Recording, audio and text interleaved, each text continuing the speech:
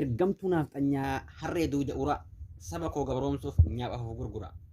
Harree ergaa bartee oyda ormaa dhaytu waa salphinne malee kabajaan argattu. Har'i kaleen taatu kaleen har'an taatu sirna Minilikii deebisuuf dhamaatu.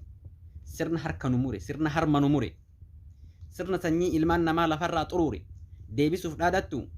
Seenaa goobana daacii tokkoffaa yaadattu. Warri saba ganee orma jala kaattu. Qabriin goobana daacee nyaatte si haa nyaattu. Seenaa ormaa faarsaa seenaa kee lagatta.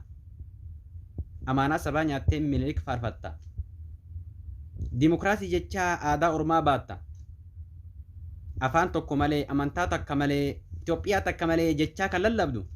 Ati maraata dhafayyaa takkan qabdu. Kaleessi kufaatii, har'issiif kufaatii. Sirna nama nyaataa deebisuuf dhamaati. Lakkii hin abjootin. Lakkii hin abjootin dhiisi waan akkasii. Lakkii hin abjootin waan akkasii dhiisa. Biyya kan ijaaraa saba gammachiisa. Karaan biyya ijaaru karaa nagayaati. Saba isin amane gattanii boollatti. Deebi'aa of ilaalaa saba keessaniif amanamaa biyya kan ijaara. Lolaan biyya ijaaruuf kan har'a dhaadattu. Seenaa Minilikii kan darbe yaadattu. Biyya ijaaruu feetu seenaa Taaddee Bari. Seenaa Waaqoo guutuu qoradhu ilaali. Kan biyya ijaaru gootota Oromoota. Kan biyya facaasu sirna nafxanyoota.